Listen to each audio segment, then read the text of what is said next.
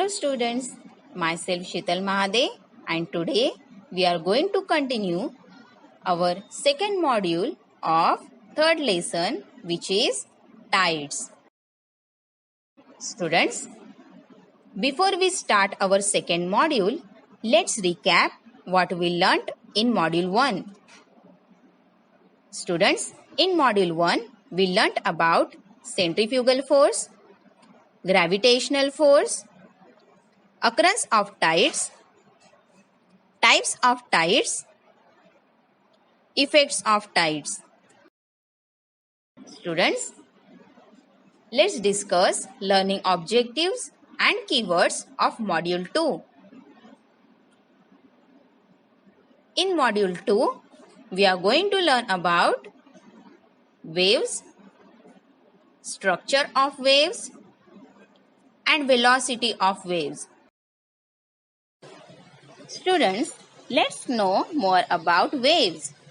Do you know what are waves? Waves are created by energy passing through water, causing it to move in a circular motion. However, water does not actually travel in waves. Remember students, waves transmit or pass energy, not water, across the ocean. Let's discuss 3 kinds of waves. Waves are most commonly caused by wind. Such waves are called wind waves or surface waves. These waves are created by the friction or force between the wind and surface water. As the wind blows across the surface of the ocean or a lake, the constant disturbance creates a wave crest. Students, the raised up portion of a wave is called a crest. These wind waves are found globally across the open ocean and along the coast. The gravitational pull of the sun and the moon on the earth also causes waves. These waves are tides, or in other words, these waves are known as tidal waves.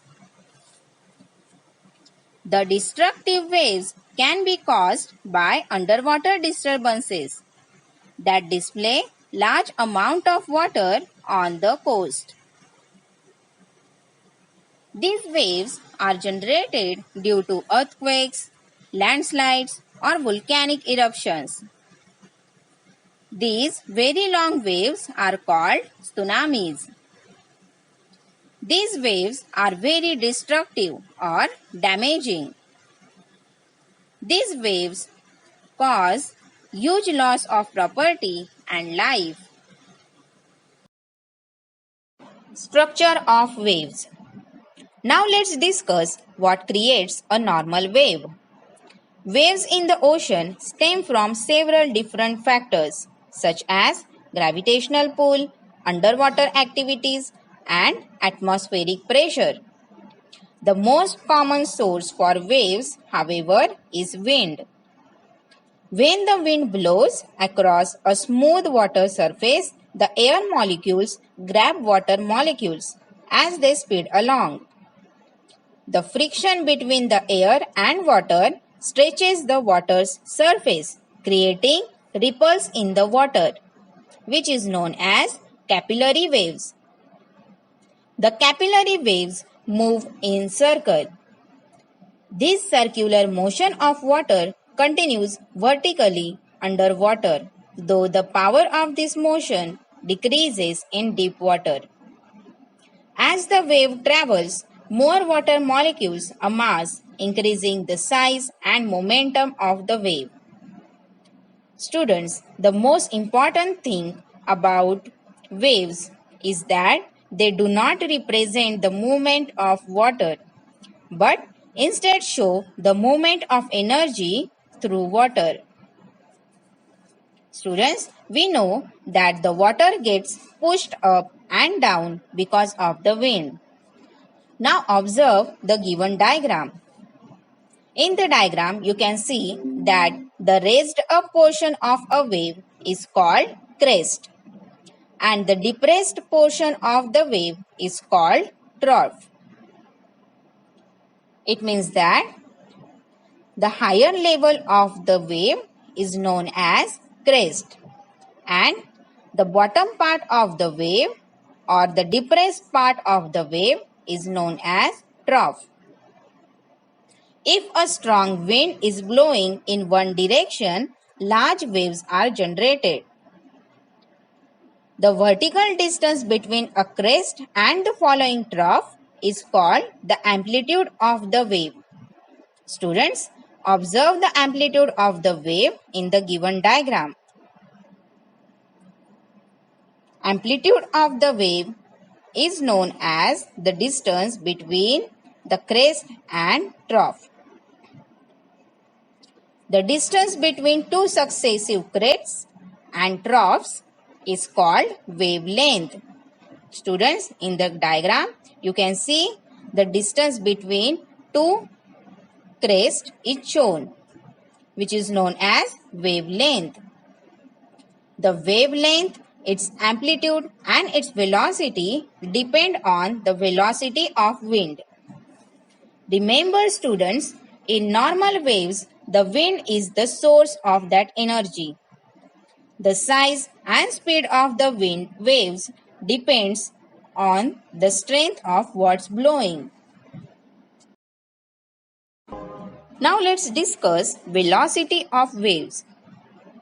If we stand at the coast, we feel that the waves are coming towards the coast. Students, imagine that you throw a ball in ocean water. What you will observe?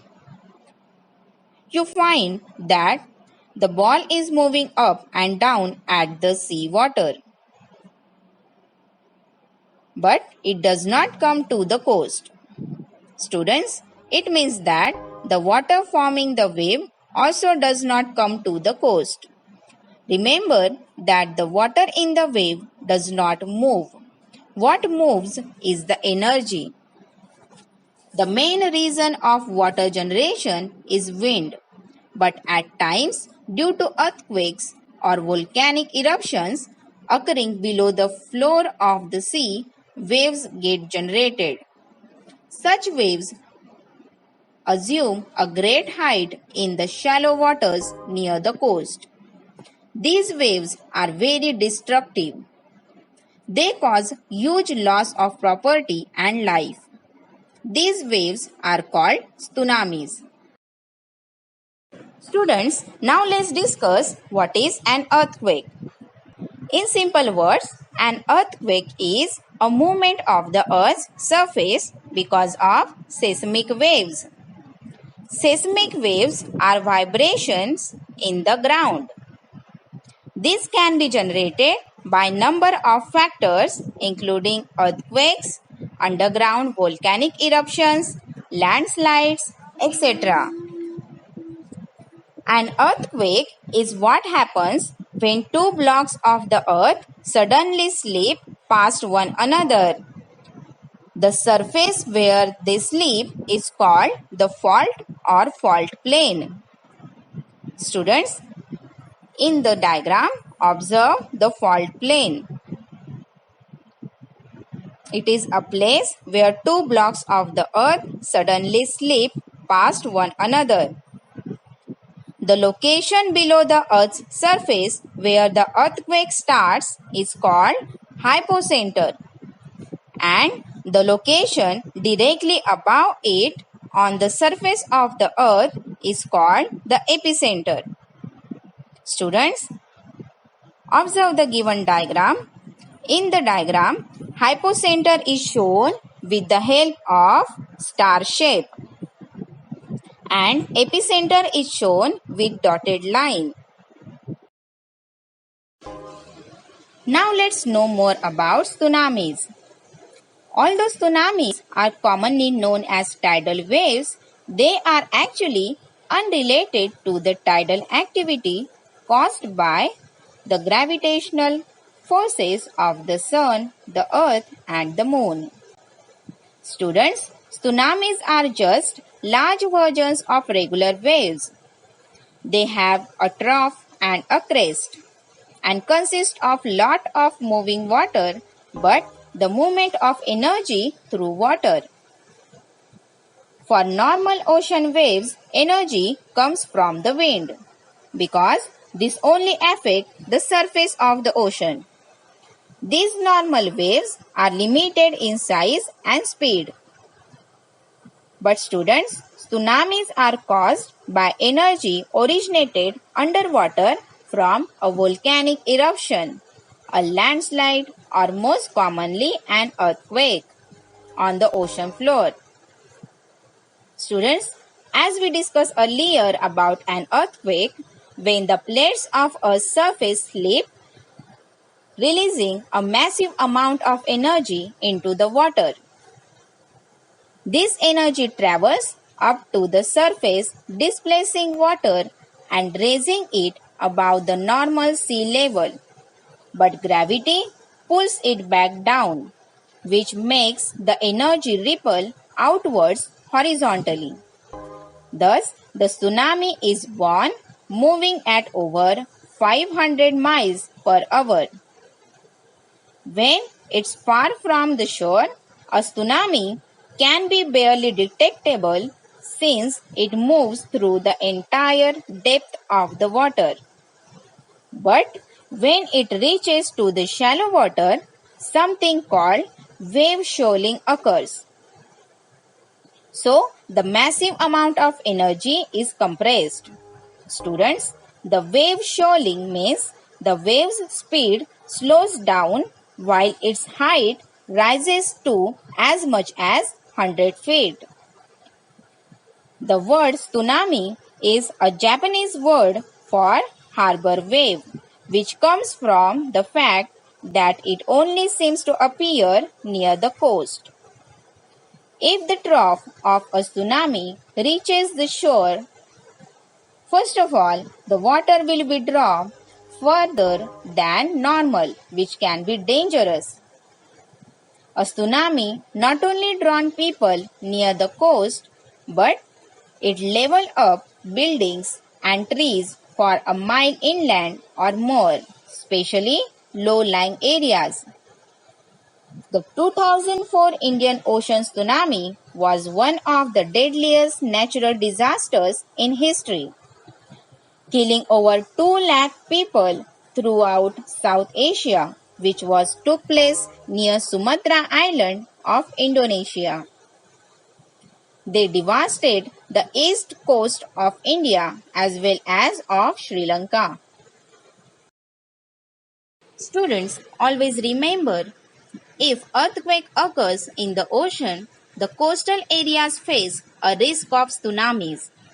In such cases, it is better to go away from the coast or towards high altitudes. This way, loss of life can be avoided.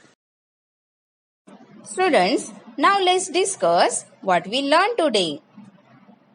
Today we learn about waves. We also discuss the structure of waves. Students, at the last, we also understand the velocity of waves. Students, at the end of our session, I am giving you few questions. Please read the lesson carefully and write the answers of these questions in your notebook. Students, I hope this session helps you to know more about waves. Thank you.